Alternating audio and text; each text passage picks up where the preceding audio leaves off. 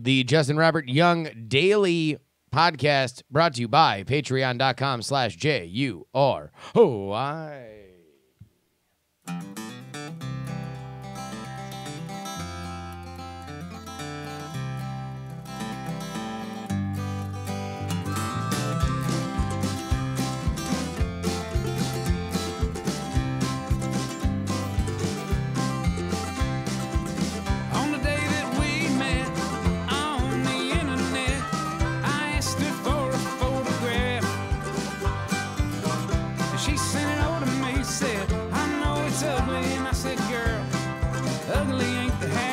Ladies and gentlemen, welcome to JuRY Daily.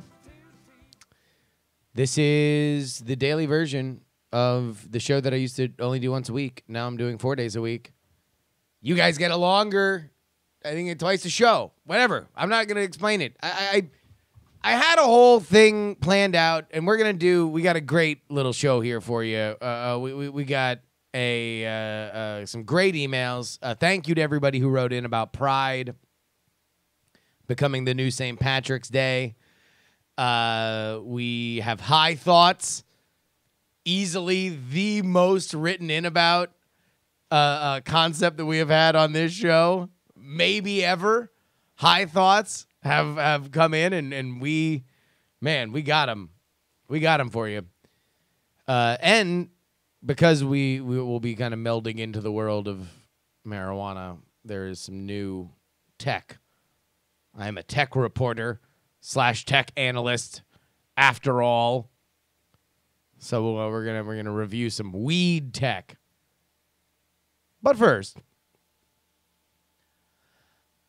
I want to bitch about the kids.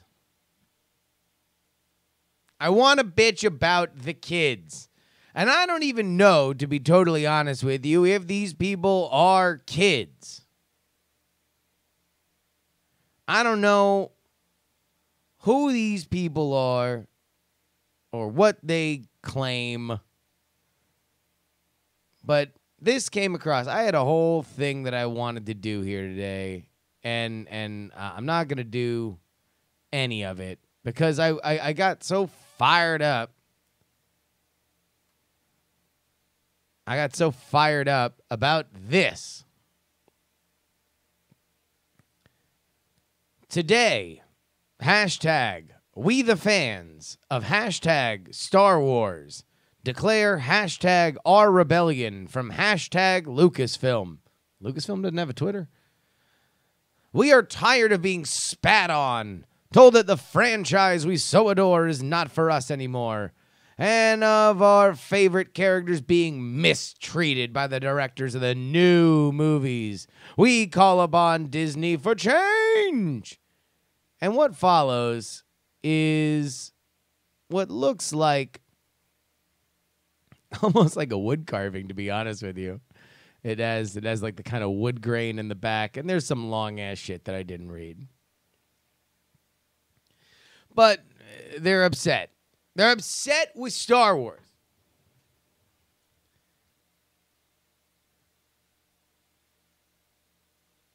And here's what I want to get up in this ass for. I want to get up in the ass of this idea for. Here's why. Because I was a kid that fucking hated the new Star Wars. That was me. If I'm going to be totally honest, when I read these tweets and I read this bizarrely self-important 99 theses on Star Wars, it really, as best described, would be the two Spider-Men pointing at each other meme. Now, I'm going to go ahead and very, very confidently, very, very comfortably put myself in to those dad shorts with those reading glasses that magnetically snap off. Like, I'm going to do that. I'm going to go real old man. I'm going to get old man on this shit. Because back in my day, back back in my day when we used to get pissed off about Star Wars, number one, we just talked to each other about it. Now, granted, we didn't have Twitter, and MySpace was fairly nascent, and Friendster, I guess, was there, and I'm sure people were probably bitching about the prequels. But besides saying that George Lucas raped our childhood, we mostly kept it to ourselves. That was the way it was, as Big Jim says, and we liked it.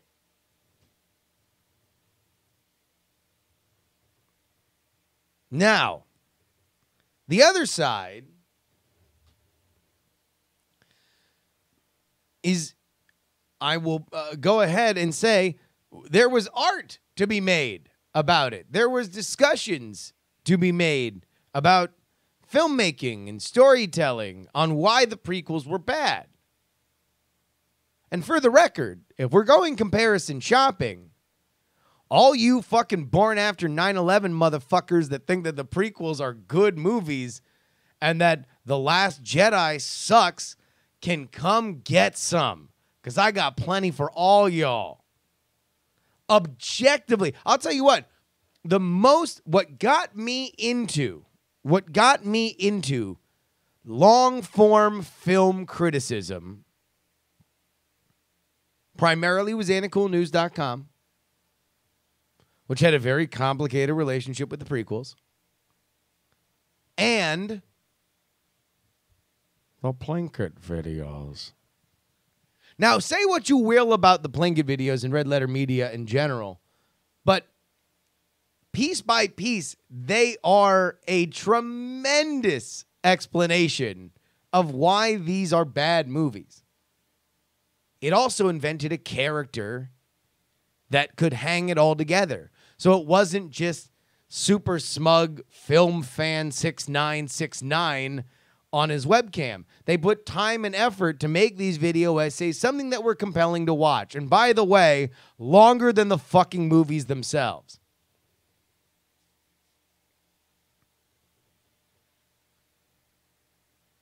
If you want to bitch about Star Wars, and I'm here for bitching about Star Wars, because certainly I've done plenty about Rogue One and Solo. I like The Force Awakens. I really like The Last Jedi. I'm just saying, if you want to do it, put some art behind it. Channel it forward. Try to... this is the beautiful thing about art. The beautiful thing about art is that it is here to be debated. It is here to be talked about.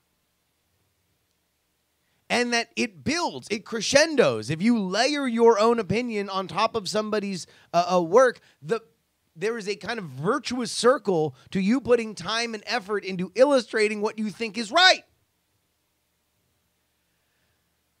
In a way that I think a shittily put together fucking online petition is not. So what I'm trying to say is, my generation was better at bitching about Star Wars than your generation, if you agree with that petition. And that is a peg that I will very gladly hang my hat on. Booyah! I don't know why I yelled booyah. That seemed out of place.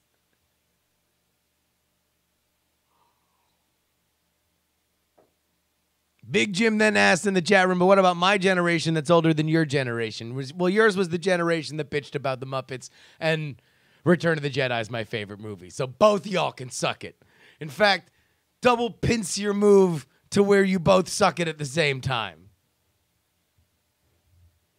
All right. Let's go into Trench Reynolds, one of the greats. In the pantheon of JuRY emailers, Trench Reynolds stands in very, very regal company. Points out this article. This is from The Verge. Pax's latest weed vape got an update that kept me from getting too high. We've joked about this before, about how, This could have saved Gary Johnson's presidential campaign if he had had this version of the latest Pax weed vape. Because, as we pointed out, Gary Johnson in his "What is Aleppo?"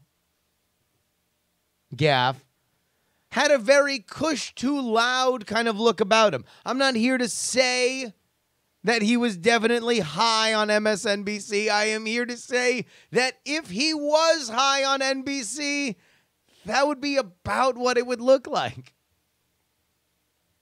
So apparently, the new version of Pax's vape pen just sent a new firmware update that allows you to set limits for yourself so you don't accidentally get too high. This is an amazing time to be alive. When this little piece of technology can save you. It is your Jiminy Cricket. Always let your weed vape be your guide. That's what this is. Just amazing. Just fantastic.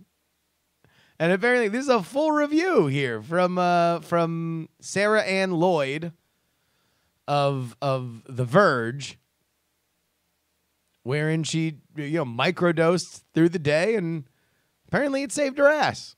She wasn't too high when she went to go meet her family for dinner. God bless. God bless. Thanks, Vape Pen. Big salute. Let's go ahead and get into our emails. I sent a call out. I removed the sacred conch shell, and I went, because I wanted to communicate with the gays, with the LGBTQA plus community. Because I had read a few things. This is, of course, we are coming to the end of Pride Month. Pride parades all over the country, nay the world. And I'd read a few articles kind of bemoaning two things primarily. The corporatization and the fact that Pride has come to encompass a lot of straight people there to get wasted. And I was wondering, I sought not to make a judgment. I sought opinion from the LGBTQA plus community that listens to this show, what y'all thought about it. Is this something that you like? Is this something that you don't like? Is the spirit of Pride being eroded? Is the spirit of Pride being bolstered? Got two great emails about it. Alex wrote, I'm transgender. I have no problem with corporate sponsorship at Pride parades. Many of the companies have evolved with us and learned about us. Many of them, such as Apple, Rip Steve Jobs, have gay or lesbian or transgender CEOs. I don't care if straight people want to come out and get drunk, because many of the people that are willingly there are allies. And that's what the A stands for in LGBTQ. Oh, was there an I in there? LGBTQIA plus? Fuck, I don't even know what the I is. Also, I thought the A was for asexual. Oh, okay. A's for allies? Intersex. Okay, the I is for intersex. LGBTQIA plus. Gotcha. All right, good. What I have a problem with at parades are the police. The police were the instruments of violence at pre-Stonewall and post. So nope, bring on the straights, let's drink, be merry, and entice you to fuck.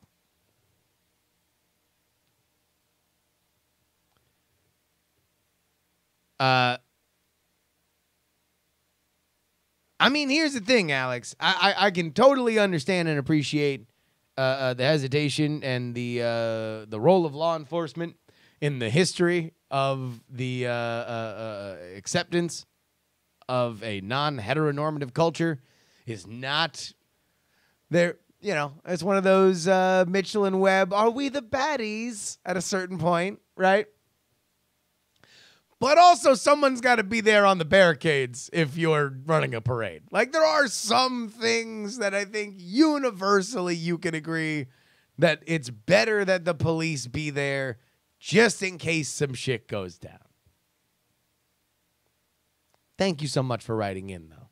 Gabrielle writes, I love seeing more straight cisgender people attending not only the parade, but also the festival parties and enormous picnic on the final day of Pride here in Rochester, New York. I don't care if some or even most of the people are interested in having a good time, enjoying a party celebration atmosphere, and drinking with friends. Pride is about celebrating being one's authentic self, something that's taken for granted by mainstream society and can be very challenging and even dangerous to the LGBTQ plus community. So that's what it means to me. Pride celebrations kind of mean different things to different people, as do many celebrations, whatever the origin/theme. In short, I hope to see even more blurring of straight cisgendered people at LGBTQ plus people during Pride events. For me, it's all about the celebration of humanity and human diversity. It's about inclusivity, not exclusivity, that I grew up with.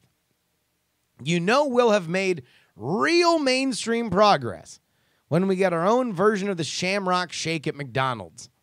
Or maybe it'd be more of a Skittles thing, taste the rainbow. Whatever, I'm filled with gratitude to see things that are going and very optimistic about the future. Thank you for bringing up the topic. So number one, let me just say this, Gabrielle. If you enjoy Pride marketed products, boy, do I have a place for you. It's called the fucking Bay Area. I think I have seen every possible product that you could think of that was skinned rainbow for Pride over the past month. I've seen rosé. I've seen burgers. I've seen drinks. I've seen restaurants. Hell, the Ease, the what's it called? The weed delivering service. Like, they had Pride-centric pre-rolls and weed delivery.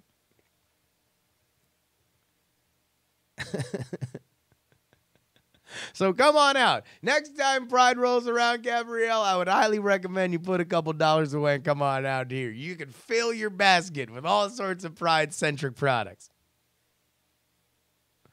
Here we go. A few more emails. Anonymous writes, we were talking about the bad relationship that a young musician got into. He was in a relationship, got into this very prestigious conservatory in Los Angeles, and his girlfriend at the time wrote him a fraudulent email saying that he had been rejected just so they could stay together. Anonymous wrote into that. I thought I had a bad relationship when I found out that my wife was leaving me for her boyfriend and his wife. I was not surprised about her boyfriend, as we were polyamorous, but we never fought and rarely argued, so her leaving me came as a shock. At least she didn't destroy my career to stay with me like the other bad girlfriend story. The best part is that after my girlfriend left, all my bills ended up getting paid off. Credit cards got paid. I got a better job and I started to lose weight again. Best thing to ever happen to me. Well, listen, Anonymous, now it just seems like you're bragging. JK. And Bomba Cube writes, the internet meets the criteria for a religion. All right, this is a heady idea, so hold on here. The internet meets the criteria for a religion. It has holy places, like One Infinite Loop, South Park, San Francisco, and corporate campuses. The internet has its own prophecies, like Moore's Law.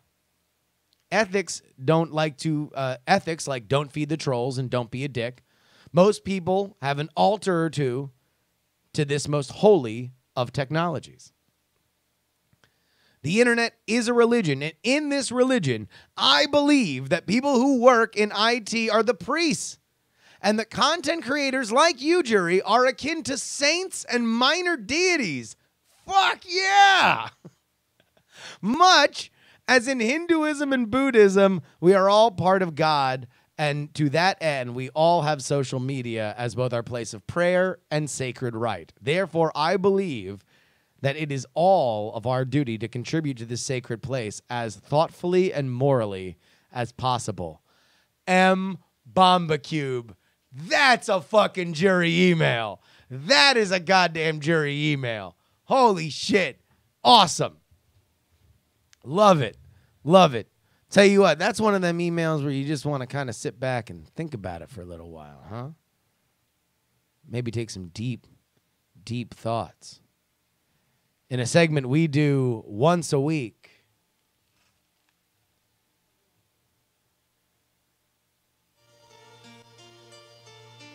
called High Thoughts.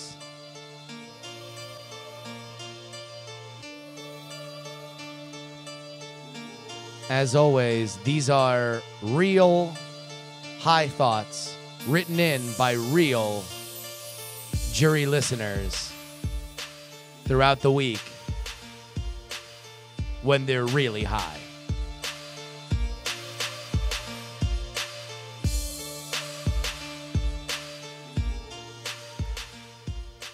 When you die, you're long gone because you're gone. Long.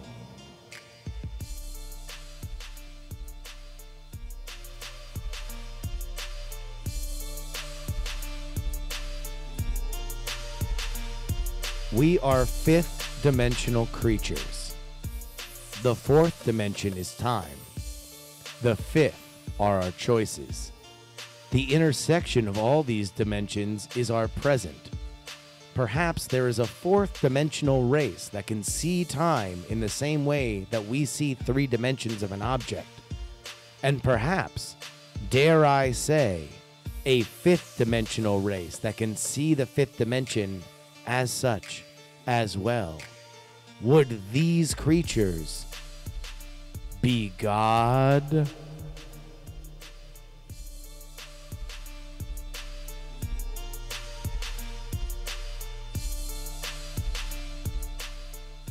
Are there whales in Wales, the place in the UK?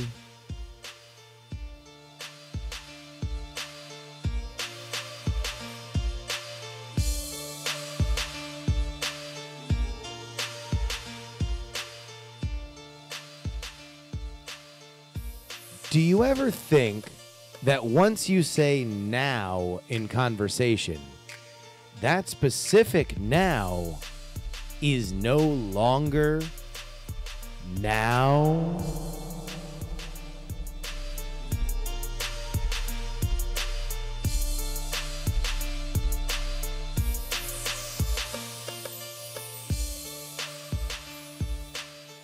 Open, close, open, close.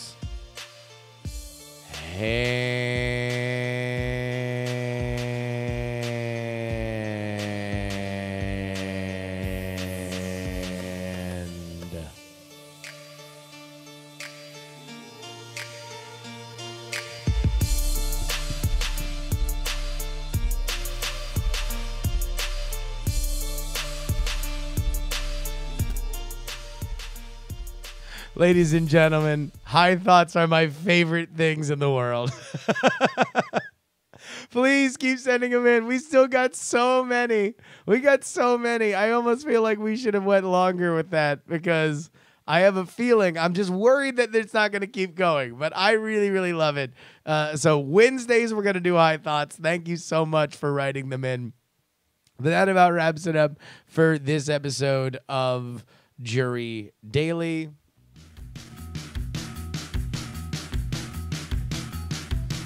A reminder, I fucked up this link for the last couple weeks. If you want a night attack fanny pack, we have like 10 left. Go ahead on over to clickclackfannypack.org. clickclackfannypack.org or bit.ly/nightattackmerch. That's where you need to go. Email me, justinrobertyoung@gmail.com. If it's a regular email, put JuRY in the subject line. If it's a high thoughts, put high thoughts in the subject line. Twitter and Instagram, Snapchat @JustinRYoung. Join the conversation at diamondclub.reddit.com. Until tomorrow, I will see you guys. Please don't.